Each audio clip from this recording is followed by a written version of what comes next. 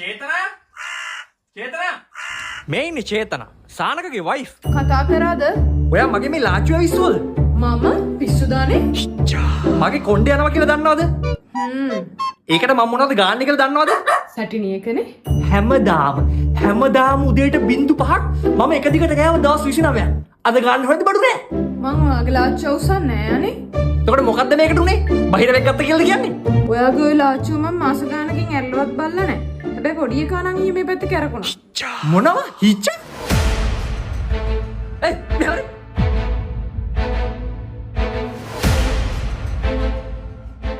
පියතුමනි ඊයේ මගේ ලාච්චුව විශ්වද? පුරුතල් කියලා තියෙනව නේද මගේ බඩු අදින්න එපා කියලා?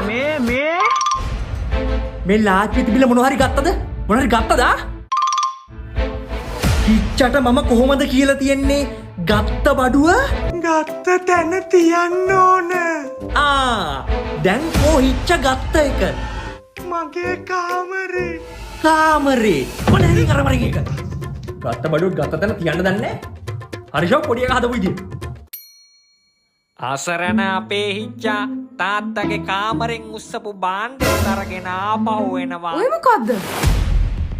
මේක තමයි මම ඊයේ පියතුමාගේ ලාච්චුවෙන් ගත්තේ.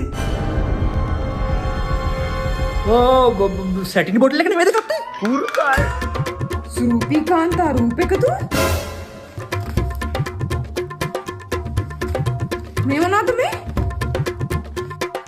ඔය ඕක මගේ නෙමෙයි මම අදමයි දැක්කේ ඔක. මේ අතර වාරේ හිච්ච ලාච්චු වරිනවා. මොකද්ද? අනේ මෙන්න සැටිනි බෝතලේ තෙලියට පෙරලිලා එනවා. මව්තුමියට යකානගෙනවා. අසරණ පියතුමාට කෙලවෙනවා. ගම කාපු හිච්ච කඩ අරන් බලන් ඉන්නවා.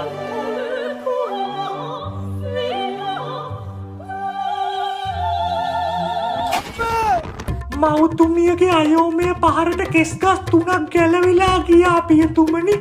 අදත් මේකෙන් 0.5ක් ගාමු. කොණ්ඩේ යන්න බලපාන ප්‍රධාන හේතුවක් වෙන ඇල්ෆා රිඩක්ටස් එන්සයිම් එක බ්ලොක් කරන්න පුළුවන් සංඝටකයක් සහිත සොලියුෂන් එකක් තමයි සැටිනි කියන්නේ. මේ ප්‍රොඩක්ට් එක හැදිලා තියෙන කොළඹ යුනිවර්සිටි එකෙන් තව දුරටත් වැඩි දියුණු කරපු ට්‍රැඩිෂනල් ෆෝමියුලා එකක් යූස් කරගෙන. කස්ටමර් සැටිස්ෆැක්ෂන් එකත් 90%ක්ම තියෙනවා කියන්නේ. ඉතින් අරගෙනම බලන්න.